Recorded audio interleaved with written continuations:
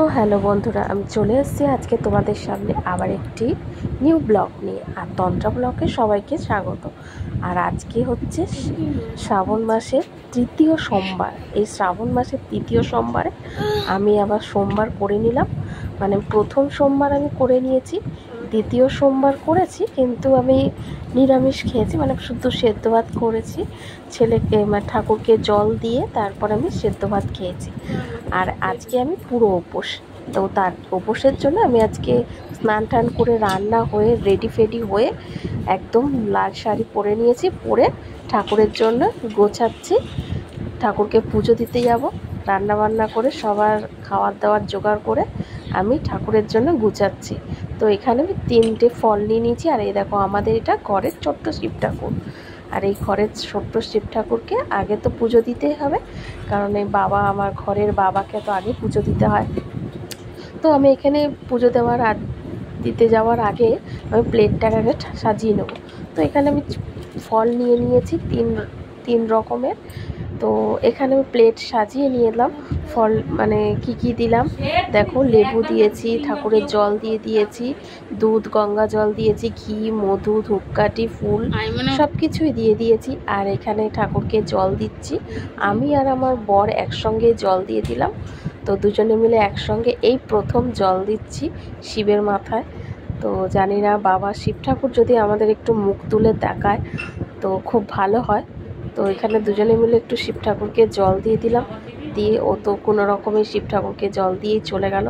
আমি ঘরের শিব ঠাকুরকে জল দিয়ে এবার যাচ্ছি, আমাদের বাড়ির সামনে একটা শুদ্ধ শিব ঠাকুরের মন্দির আছে। তো চলো ওই মন্দিরে দেখা যাক। মন্দিরে যাচ্ছি, মন্দিরে উপরে উঠছি। তো দেখো মন্দিরটা এতটাই সুন্দর, তোমরা না দেখলে বুঝবে না। দেখো পুরো ভিডিওটা দেখতে থাকো, দেখো কি সুন্দর মন্দিরটা। আর উপরে মন্দিরে যাচ্ছি, যেতে যেতে দেখো ভেতর দিকে কত সুন্দর। তো এই মন্দিরটা আমি অনেক 2-3বার এই মন্দিরেই পুজো দিয়েছি। তো দেখো এখানে একটা কি সুন্দর শিব ঠাকুর বসানো রয়েছে। আর এই শিবলিঙ্গটা, এখানে আমি জল দেবো। তো এবার আমি রেডি হয়ে গেছি জল দেওয়ার জন্য। আর মন্দিরে সেরকম একটা লোকজন ছিল না, কারণ আমি অনেক দুপুরবেলা এসেছি, যেখানে লোকজনের পুজো দেওয়া হয়ে গেছে। আর এখানে আমি পুজো দিতে এসেছি আর পুজো দেবো আরামসে, কারণ লোকজন কেউ নেই, ভিড়ও নেই। আর জানো তো, বেশি ভিড়ভাট্টা হলে না পুজো ঠিক মতো দেওয়া যায় না। কারণ ভিড়ভাট্টা হলে কি করে পুজো দেবো, তখন নার্ভাস হয়ে যায়। মানে কি করে কোথায় জল, মানে কি করে কি ফুল দেবো, দেবো, তাড়াতাড়ি করো লোকে বলবে। তার থেকে বাবা দরকার নেই, আমি একা একা কি সুন্দর মানে দিচ্ছি। দেখো ঠাকুরকে গুছিয়ে কি সুন্দর ফুল দিয়ে সাজিয়ে সুন্দর করে, দেখো কি সুন্দর। দেখো ঠাকুরকে জল দিয়ে, আর এর আগে আমার আগে অনেকেই মালা দিয়ে ঠাকুরকে দিয়ে গেছে। তো তাদের কিছু কিছু ফুল ছিল, সেগুলোকে আমি একটু নিচে রেখে আর ঠাকুরকে ঘি মধু করে দিলাম, কারণ সবাই তো মালা দিয়েছে, সেটাকে তো আর ওঠানো উচিত না। তো কিছুটা মালা পড়ে যাচ্ছিলো বলে তাই আমি ঠাকুর থেকে সরিয়ে দিলাম। বাবার মাথাটাও তো ভার হয়ে যায় না।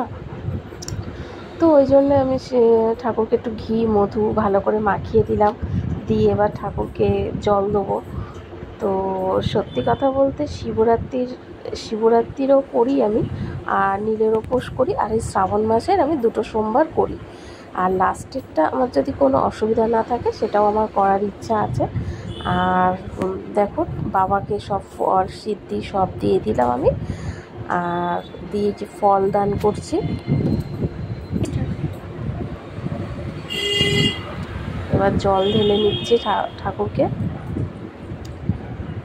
তো দেখো মাসে মাসে একটা উপোস করা শরীরের পক্ষে খুবই ভালো। এবার বাবার সাইডে একটু ওইটা রেখে দিলাম, যাতে একটু চন্দ্রবিন্দু পাওয়া যায়। তো এবার আমি পুজো দিয়ে দিলাম। পুজো দিয়ে দেখো ভালো করে বাবাকে ডাকছি, যে বাবা আমার মুখের দিকে একটু তাকাও, আমার মুখ তুলে একটু তাকাও। তো পুজো প্রায় শেষের দিকে আমার।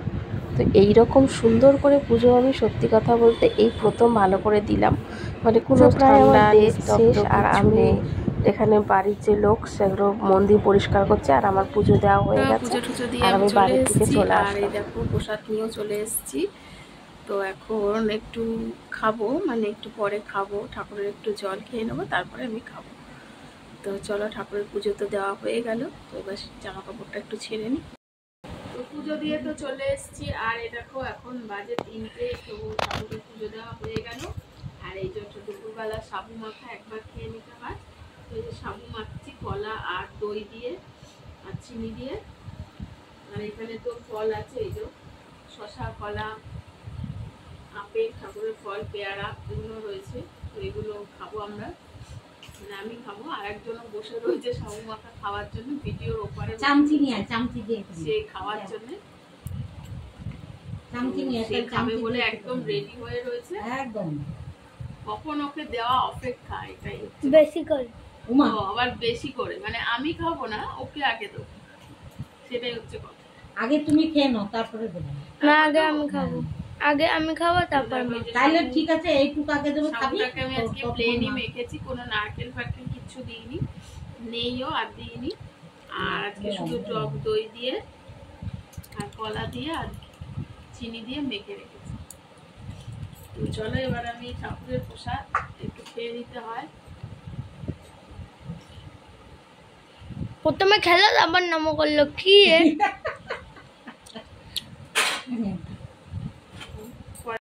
হ্যালো বন্ধুরা, এখন তো রাত হয়ে গেল, আমি তখন সাবু টাবু খেয়ে পুজো দিয়ে একটু পড়াতে চলে গেছিলাম।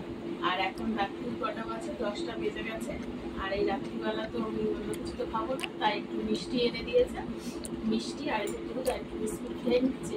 তো আজকে শিবের উপোসের শ্রাবণ মাসের 3য় সোমবারে লাস্ট আমার উপবাস, মানে লাস্ট না, আর একটা আছে। তো সেটা আমার যদি অসুবিধা হয় তো না করতে পারি, তাই যেটা আমি করে নিলাম।